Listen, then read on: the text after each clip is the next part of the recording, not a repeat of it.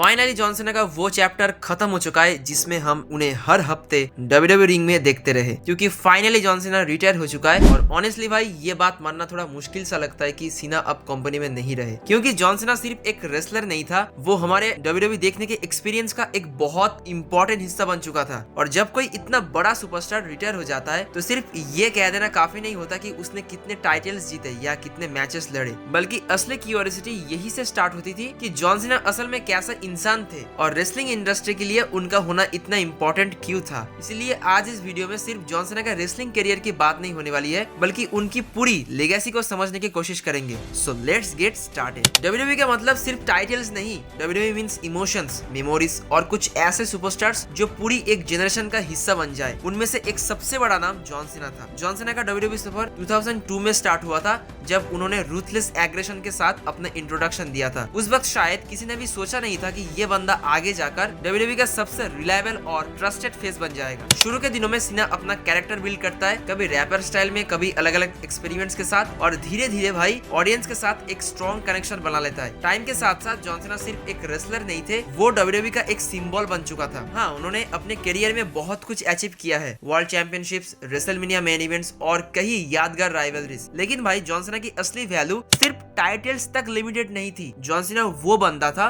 जो कंपनी को रिप्रेजेंट कर सके, जो मीडिया के सामने कॉन्फिडेंस के साथ बात कर सके और जो फैंस के लिए एक रोल मॉडल बन सके। सीधी सी बात, WWE उन पर हमेशा आंख बंद करके भरोसा करता था। एंड और एक पॉइंट की रिंग के बाहर भी जॉन सीना एक अलग ही इंसान हुआ करता था। उन्होंने hundreds of make a wish wishes पूरी की थी, और ये सिर्फ रिकॉर्ड्स के लिए नहीं था भाई, वो बिना किसी पब्लिसिटी के, बिना स्पॉटलाइट मैनेज बच्चों के लिए टाइम निकलता था। और सच बताओ, आज के जमाने में कौन करता है ऐसा? इसीलिए ही तो लोग कहते हैं कि भाई तुम चाहे जॉन सीना का कैरेक्टर को बू करो, लेकिन जॉन सीना को एक इंसान के तौर पर कभी भी हेट नहीं कर सकते। And it's true man. एक वक्त ऐसा भी आया था जब फैंस ने जॉन सीना को पसंद करना कम कर दिया था। सीना सक्स जैसे चैंट्स कॉमन हो गए थे और लोग कहने लगे थे कि उसे ज्यादा पुश मिल रहा है कंपनी के अंदर। लेकिन भाई जॉन सीना ने कभी भी फैंस को डिसरेस्पेक्ट नहीं किया है। उनका मानना है अगर फैंस रिएक्ट कर रहे हैं तो इसका मतलब ये है कि वो केयर करता है, वो उसे प्यार करता है। सो रेसलिंग इंडस्ट्री के लिए जॉन सीना का रोल बहुत ही इंपॉर्टेंट था भाई। पीजी एरा के दौरान WWE को एक ऐसा फेस की जरूरत होती थी जो किड्स के लिए हीरो हो, स्पॉन्सर्स के लिए सेफ हो और ग्लोबल ऑडियंस को कनेक्ट कर सके। और इसीलिए ही जॉन सीना ने उस दौरान WWE को संभाला था, नए फैंस को अट्रैक्ट किया था और ब्रांड को नेक्स्ट लेवल तक ले जाने में बहुत बड़ा रोल प्ले किया था। बाद में जब जॉन सीना हॉलीवुड में सक्सेसफुल हो गया, तब भी उनका WWE के लिए रिस्पेक्ट कभी भी कम नहीं हुआ था। जब भी वो रिंग में वापस आते थे भाई, वो यंग सुपरस्टार्स को स्पॉटलाइट देते थे, उन्हें इलेवेट करते थे और ये दिखाते थे कि लेगेसी का मतलब सिर्फ अपनी जगह पकड़ के रखना नहीं होता, बल्कि आगे आने वालों के लिए रास्ता बनाना होता है। जैसे कि गुंथर के साथ हुआ, डोमिनिक मिस्टिरियो के साथ हुआ, सोलो सिकोआ के साथ हुआ, वैसा ही। तो जॉन सीना का करियर हमें एक सिंपल सी बात सिखाता है, सक्सेस सिर्फ जीत और ट्रॉफी से नहीं आती है,